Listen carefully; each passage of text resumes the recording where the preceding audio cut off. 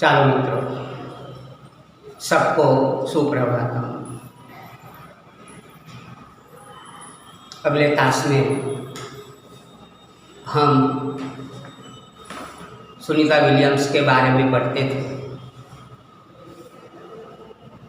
अब हम काव्य 4 उठो धरा के अमर सपूत, इसके बारे में पढ़ना है, जो स्वतंत्रता के पहले हमारे भारतवासियों की स्थिति कैसी थी, इसके बारे में बताता हूँ। साथ साथ हमें आज़ादी मिलने के बाद ही द्वारिका प्रसाद जी ने यह काव्य लिखा है कि भारत के लोगों की परिस्थिति गुलामी में कैसी थी और बाद में भारतवासियों के सर पर क्या आदेश मिला है, इसके बारे में यहाँ हम पढ़ेंगे। देखिए, द्वारिका प्रसाद माहेश्वरी के बारे में छोटा सा आपको परिचय देता हूँ। सुनिए कि द्वारिका प्रसाद जी का जन्म 1916 रोहता यानी कि आगरा उत्तर प्रदेश में हुआ था। उसका निधन यानी कि मृत्यु 29 अगस्त 1998 में मृत्यु हुई थी। बाद में उन्होंने अपने जीवन के दरमियान अनेक काव्य संग्रह लिखे हैं, जो 2 खंड काव्य है, 26 बाल साहित्य है और 3 कहानी संग्रह लिखे हैं। उनमें से इतना ऊंचा उठो काव्य संग्रह है, उठो धरा के अमर सपूतो, इसके नाम एक काव्य संग्रह है। कितना सिखाता है चिड़ियों को चांदा मामा, पुनः नया निर्माण करो, यह वसंत ऋतु हम सब सुमन के एक उपवन के, ये सब उनके बड़े बड़े काव्य संग्रह है। अलग अलग काव्य उसमें है, उनकी सुप्रसिद्ध ये सब कृतियाँ हैं। इस काव्य में कवि हमें प्रकृति के तत्वों की प्रेरणा से लेकर अपने ज्ञान का उपदेश देता है। सपूतों को नया निर्माण करने का आज़ादी के बाद संदेश देते हैं कवि। देखिए, काव्य के साथ साथ आपको उसकी समझ देता हूँ, सुनिए। उठो धरा के अमर सपूतो, पुनः नया निर्माण करो, जन जन के जीवन में फिर से नव स्फूर्ति नव प्राण भरो। नई प्रात है, नई बात है, नई किरण है ज्योति नई, नई उमंगे नई तरंगे, नई आस है सांस नहीं। उठो धरा के अमर सपूतो, पुनः नया निर्माण करो। इस काव्य पंक्ति में कवि हमें संदेश देते हैं कि उठो धरा के अमर सपूतो, हे धरती पुत्रो उठो, जागो, और हमें जो आज़ादी मिली है यानी कि प्रभात हुआ है। जो हमारी गुलामी थी, अंधेरा था, रात्रि थी, और आज़ादी मिलने से कवि यह कहते हैं कि यह प्रभात हुआ है, सुबह हुई है। और अंग्रेज लोगों ने हमारी बहुत खराब परिस्थिति कर दी है, उसे सुधारने के लिए आज़ादी के बाद हमें निराश हो गए भारतवासियों को जन जन से एक नया संदेश भेजना है। समझाना है, उसके जीवन में नई स्फूर्ति लाना है और उसके निराश हुए प्राणों को, निराश हुए जीवों को फिर से नया प्राण प्रदान करना है, उसके दिल में उत्साह भरना है। दोस्तों यहाँ कहते हैं, इसलिए कवि कहते हैं कि नई प्रात है, नई प्रात है यानी कि अब आज़ादी मिली है, यानी कि सुबह हुआ है। आज़ादी के पहले गुलामी, कवि कहते हैं कि हमारे जीवन में अंधेरा था, रात्रि थी। आज़ादी मिलने पर यानी कि सुबह हुई है, स्वतंत्रता मिली है, नई बात है हमारे भारतवासियों के लिए। ये सभी नई बात है, नई किरण है। आज सुनहरा सूर्य उदय हुआ है, इसलिए कवि कहते हैं कि नई किरण है और नई ज्योति है। ज्योति यानी कि प्रकाश, नई किरण है, नई बात है और हर एक भारतीयों के दिल में नई नई उमंग यानी कि उत्साह है, नई तरंगे है और तरंग भी नई नई है, नई आश है, यानी कि आशा, इच्छा और सांस भी नहीं है। स्वतंत्र भारत में सांस भी नहीं है। देखो दोस्तों, स्वतंत्र भारत में हम अब आज़ाद हो गए, इसलिए कवि कहते हैं कि स्वतंत्र भारत में न किसी का कोई दोस्त है, न किसी का कोई गुलाम, हम सब भारतवासी एक समान है। इसलिए कवि कहते हैं कि आज का दिन हमारे लिए एक सुनहरा दिन है, इसलिए हमारे जीवन में स्वतंत्रता का उमंग, उत्साह इतना उभर रहा है। लेकिन हमें नौजवानों को, भारतवासियों को, निराश हो गए भारतीयों को दिल में एक नई स्फूर्ति, ताजगी, उत्साह भरना है। यह हमें कवि संदेश देता है। दूसरा खंड है, देखिए, युग युग के मुरझे सुमनों में नई नई मुस्कान भरो, उठो धरा के अमर सपूतो, पुनः नया निर्माण करो। डाल डाल पर बैठे विहग कुछ नए स्वरों में गाते हैं, गुन गुन गुन गुन करते भौरे मस्तक ऊपर मंडराते हैं। नवयुग की नूतन वीणा में नया प्राण नवगान भरो, उठो धरा के अमर सपूतो, पुनः नया निर्माण करो। मित्रों, कवि हमें स्वतंत्रता का संदेश तो देते हैं, लेकिन साथ साथ प्रकृति में भी इतना उत्साह है कि आज़ादी के पहले जो प्रकृति खिली उठी थी, इसके बाद वह स्वतंत्रता के सुनहरे के प्रकाश में कुदरती तत्व भी बहुत ही उत्साह में है, उल्लास में है। इसलिए कवि कहते हैं कि डाल डाल पर बैठे विहग, विहग पक्षी, डालियों पर बैठे हुए पक्षी भी अपने नए नए स्वरों में गाते हैं।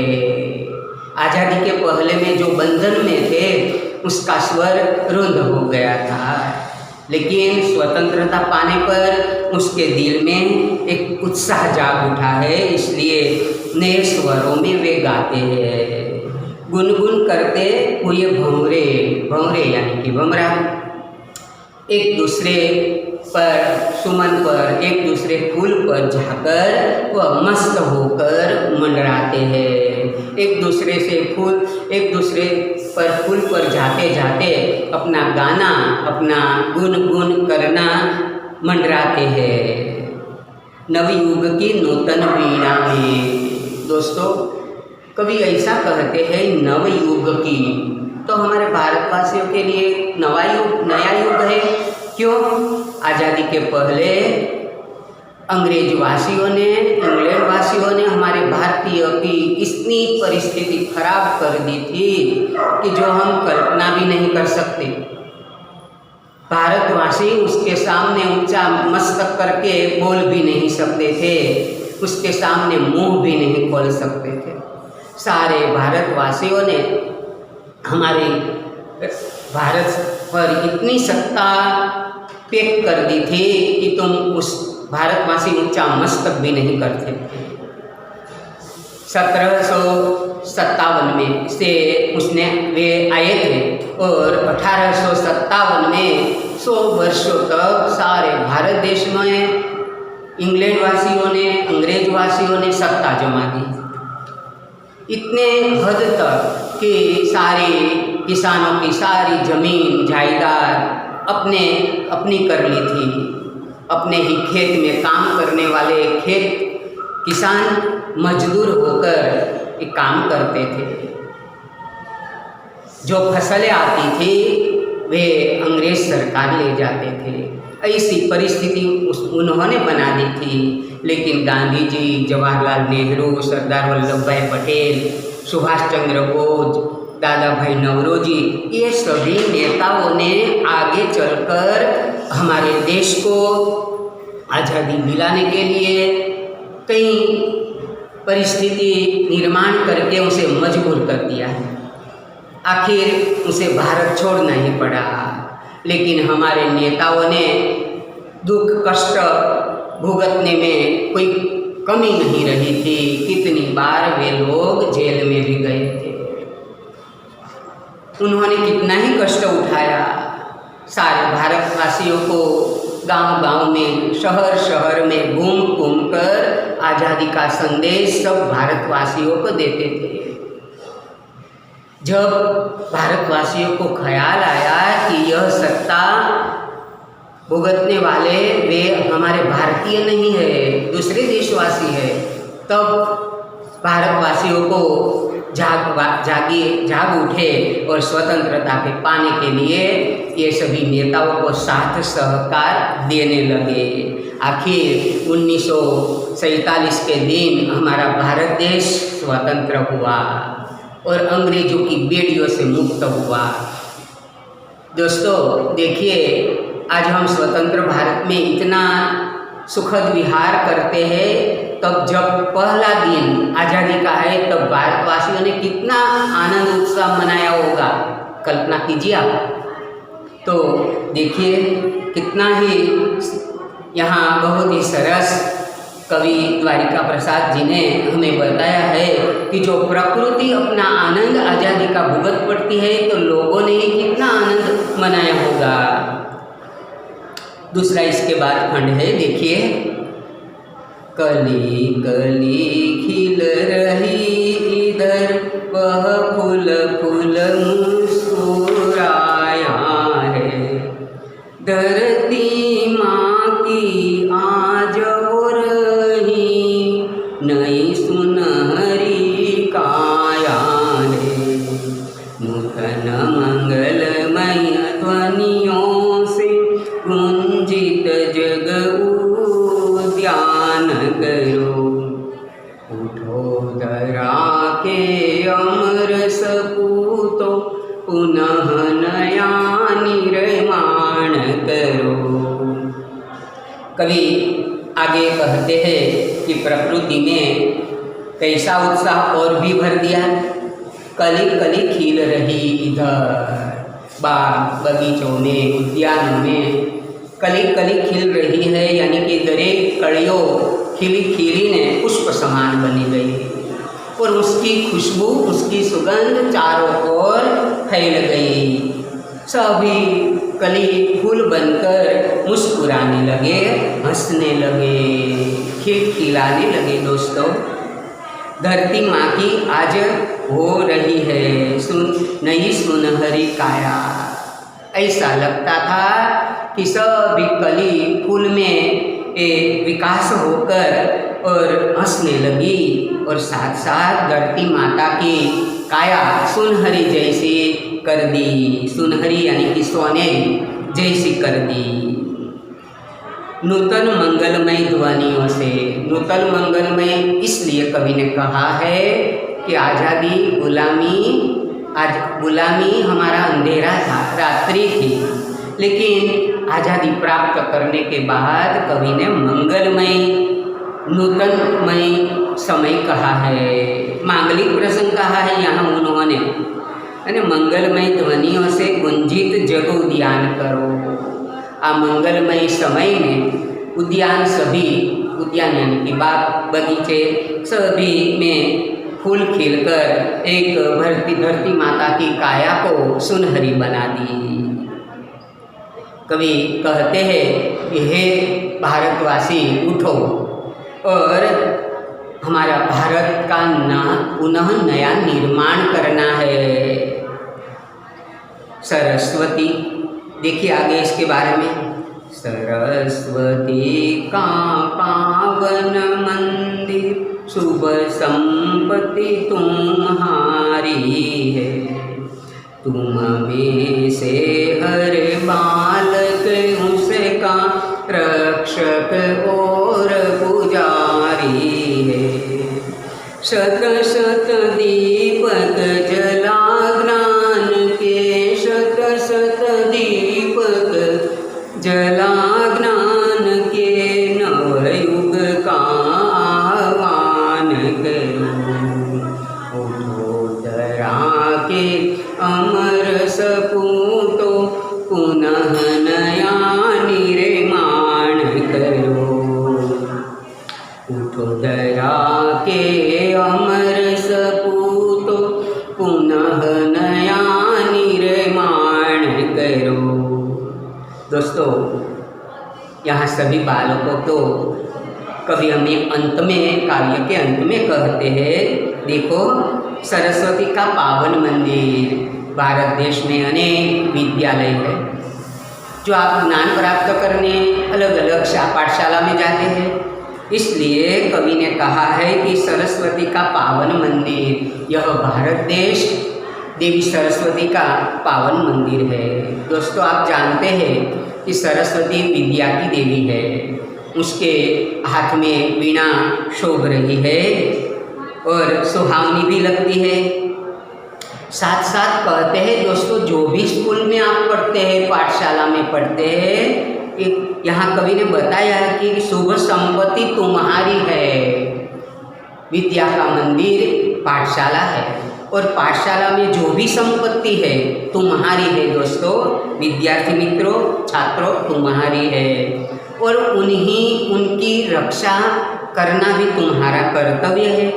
तुम में से हर बालक इसका रक्षक और पुजारी है। कवि कहते हैं कि यह सरस्वती का पावन मंदिर यानी कि पाठशाला, ज्ञान का मंदिर, विद्यालय, उसका रक्षक तुम्हें करना है, रक्षण, और उसका रक्षक भी तुम हो, साथ साथ उसका पुजारी भी तुम हो। दोस्तों, इसलिए पाठशाला का रक्षक और पूजा हमें करनी है, क्योंकि विद्या की देवी सरस्वती है, उसके पास ही हमें विद्या प्राप्त करना है। दोस्तों, इसलिए हमें उसकी पूजा भी करनी चाहिए, रक्षा भी करनी चाहिए। शत शत दीपक जलाकर ज्ञान के, कभी अंत में कहते हैं दोस्तों, शत शत यानी कि 100 शत शत दीपक जलाकर ज्ञान के। दोस्तों, भारतवासियों में तुम्हारे जैसे कितने ही लड़के बालके हैं, वे ज्ञान प्राप्त कर रहे हैं और ज्ञान प्राप्त करके वे बड़े बड़े डॉक्टर, इंजीनियर, व्यापारी, ये सब मिल मालिक बनते हैं। तो ये सभी ज्ञान प्राप्त करके हमें क्या करना है? देखिए, कभी कहते हैं कि नवयुग का आह्वान करो। स्वतंत्र भारत में निराश हो गए भारतवासियों के उसके जीवन में एक उत्साह भरना है, उत्साह का संदेश देना है कि अब रात्रि पूर्ण हो गई है, यानी कि गुलामी चली गई है और स्वतंत्रता प्राप्त हुई है, यानी कि हमारे जीवन में एक सुबह प्रभात का एक उत्साह और आनंद हुआ है। इसलिए स्वतंत्र भारत में निराश हो गए भारतवासियों को उसके जीवन में उत्साह देकर, नई उमंगें भरकर, उसके समझाकर और साथ साथ नए युग का हमें आह्वान करना है। दोस्तों, ऐसा कवि हमें संदेश देते हैं, नव युग का आह्वान करो, उठो धरा के अमर सपूतों, पुनः नया निर्माण करो। कवि कहते हैं दोस्तों, देखिए कि यहाँ में बताते हैं कि 100 वर्ष तक अंग्रेज सरकार ने हमारे भारत पर सत्ता जोर जुल्म से चलाई। कितने ही भारतवासियों की उसको इतनी सजा दी कि जीवन भर लोग उसे देखकर अंग्रेज के सामने ऊंची आंख भी न कर सके। लेकिन भारतवासियों को कंगाल और बहुत ही उसकी स्थिति खराब कर दी। लेकिन गांधी जी, जवाहरलाल जैसे बड़े बड़े नेताओं ने उत्साह और आनंद और बहादुरी से उसका सामना किया और निह हथियार से सामना किया। अब जानते ही है कि दे दी हमें आज़ादी, बिना खड़ग ढाल साबरमती के संततों ने कर दिया कमाल। ऐसा कवि ने बताया है कि हथियार लिए बिना अंग्रेजों के सामने लड़त उठाई उन्होंने। गांधी जी ने मना कर दिया था कि अंग्रेज जो भी हथियार का उपयोग करे, ये तो बंदूक, भाला, तलवार, ये सभी हथियारों का उपयोग करते थे, डंडे का उपयोग करते थे। लेकिन हमारे आगेवान नेताओं ने ये सभी मना कर दी थी। सत्य के मार्ग पर उन्हें लड़ना था। क्यों सत्य के मार्ग पर? क्योंकि हमारा भारत देश है और हमारा भारत देश में हमारा ही राज होना चाहिए। इसलिए ये सत्य का विजय हुआ और अंग्रेज असत्य के मार्ग पर लड़ते थे। जोर जुर्म से हमारे देश पर सत्ता जमा कर बैठ गए थे। आए थे इंग्लैंड से और यहाँ भारत में सत्ता जमा कर व्यापार और साथ साथ वहाँ तक कि उन्होंने अपनी सत्ता भी जमा दी भारत देश पर। लेकिन असत्य पर मार्ग पर चलने पर उसकी विजय नहीं होती। दोस्तों, आप जानते हैं कि राम और रावण दोनों लड़ते थे, लेकिन राम सत्य के मार्ग पर चलते थे और रावण असत्य के मार्ग पर चलते थे। आखिर रावण की ही पराजय हुई। इस तरह हमारे जीवन में दोस्तों कभी भी हमें निराश न कर उत्साह से सामना करना चाहिए और सत्य की लड़त के लिए हमें पूरी ताकत से लड़नी चाहिए। आखिर मित्रों, हमें एक बार हमें विजय मिलेगी ही। अंग्रेजवासियों को पता चल गया कि असत्य का मार्ग लेने वाले को क्या परिस्थिति होती है और सत्य के मार्ग पर चलने वाले की क्या स्थिति होती है। हमें बता दिया, गांधी जी ने बता दिया। तो और 100 वर्ष के बारे में जो भारतवासी निराश हो गए थे, कंगाल हो गए थे, दयनीय हो गए थे दोस्तों, तो उन्होंने हमारे भारतवासियों को स्वतंत्रता मिलने पर द्वारिका प्रसाद जी कहते हैं कि निराश हुए ये सभी भारतवासी जैसे फूलों को उसके जीवन में उत्साह और आनंद देकर हमें उसे आगे बढ़ाना है, प्रोत्साहन देना है, उसके जीवन को निखारने के लिए उसे और भी उत्साह बढ़ाना है। जो प्रकृति खिल उठती है तो हम भारतवासियों को उत्साह से स्वतंत्रता का हमें मजा लेना चाहिए। दोस्तों, आज स्वतंत्र में भारतवासी न कोई छोटे हैं और न कोई बड़े, हम सब भारतवासी एक समान है। आज़ादी की हमें रक्षा करनी है, इसलिए सबके साथ कंधे से कंधा मिलाकर एक साथ चलना चाहिए और आज़ादी की भी रक्षा करनी चाहिए। उत्साह से हमें दुगने उत्साह से हमें काम लेना चाहिए।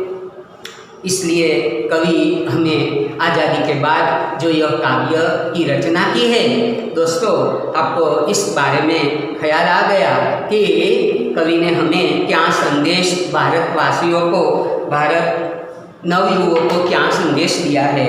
कि निराश हुए मुरझे हुए फूलों को, भारतवासियों को, मुरझे हुए फूलों को यानी कि भारतवासियों को उसके जीवन में खूब उत्साह बढ़ाना है। इस काव्य में कवि ने हमें यह संदेश दिया है। दोस्तों, थोड़ा सा आपको शब्दार्थ भी दिखाता हूँ, साथ साथ विरोधी और समानार्थी भी बताता हूँ। देखिए सब, तो शब्दार्थ में देखिए धरा यानी कि धरती,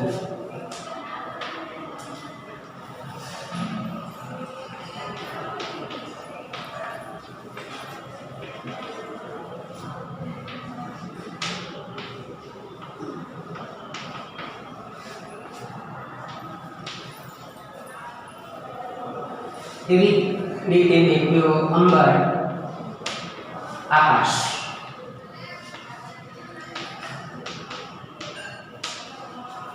रचना बनावू, रचना करवी, नवु सर्जन करवू।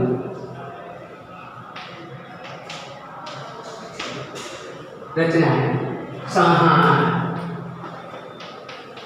विसर्जन करवू, बनावू, तोड़ी नाखू, जे बनाव्યું હોય रचना करवी હોય એનાથી વિરોધી। पर खंडित करवू, संहार करवू, पूर्ण करवू, तोड़ी नाखू।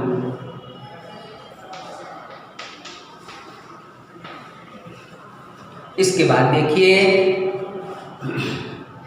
ज्योति यानी कि प्रकाश।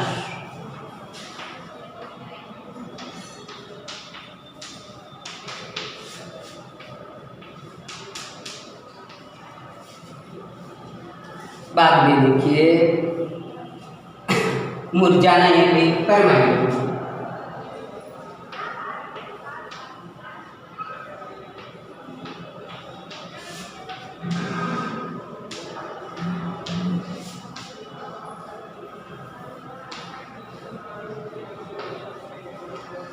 इसके बाद देखिए विहग पक्षी।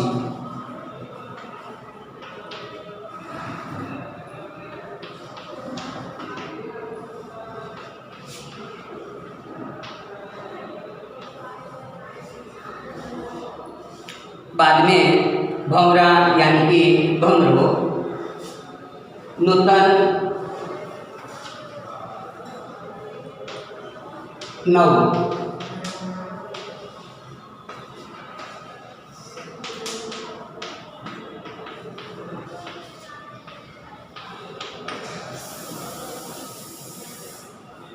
सुनहरी, सोनेरी।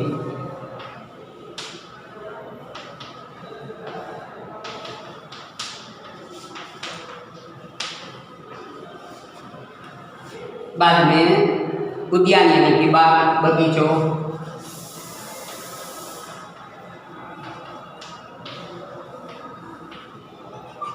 शतशत,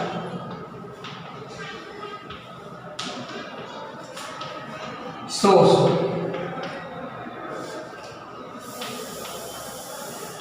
शत यानी कि सौ। दोस्तों, इसके बारे में देखिए और बाद में हम समानार्थी और विरोधी के बारे में जानेंगे।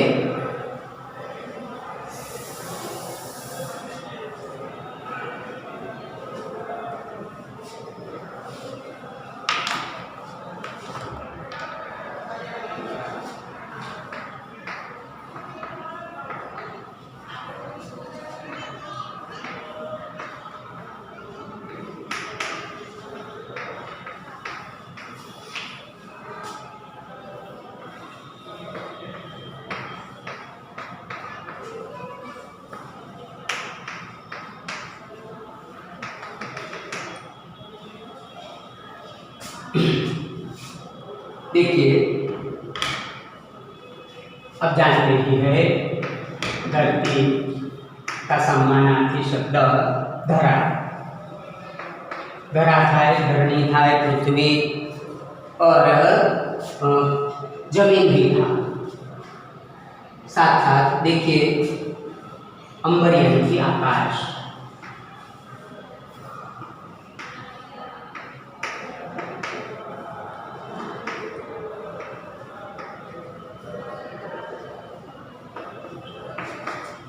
आकाश, गगन, नभ, आसमान ऐसा होता है। और साथ साथ देखिए नया यानी कि पुराना, नया उसका पर्यायवाची शब्द है पुराना। नया, नया बराबर है। अच्छा देखिए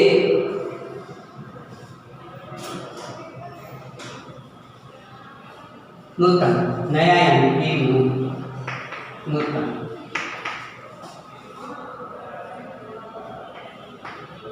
संहार, विनाश।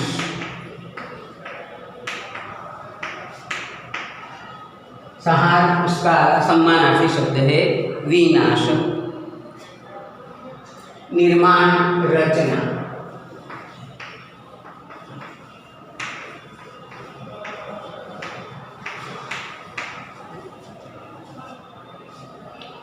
बाद में देखिए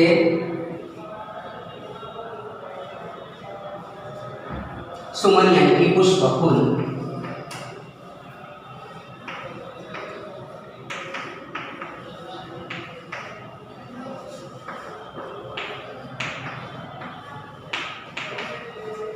कुसुम, फूल समानार्थी शब्द है। इसके साथ काया यानी कि शरीर, देह।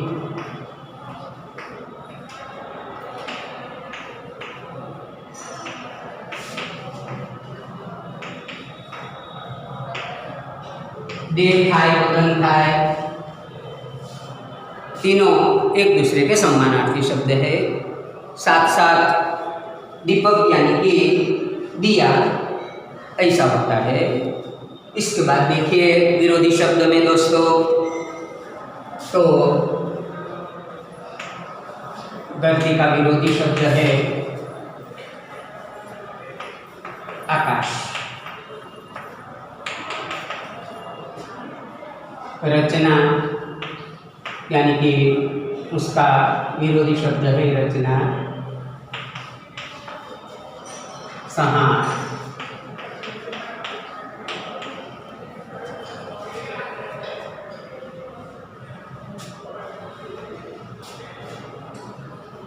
जीवन, मृत्यु, मरण।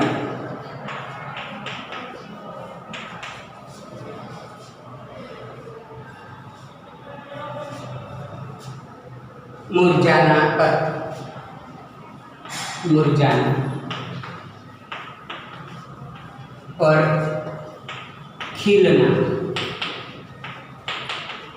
दोनों एक दूसरे का विरोधी शब्द है। मुरझाना, खिलना।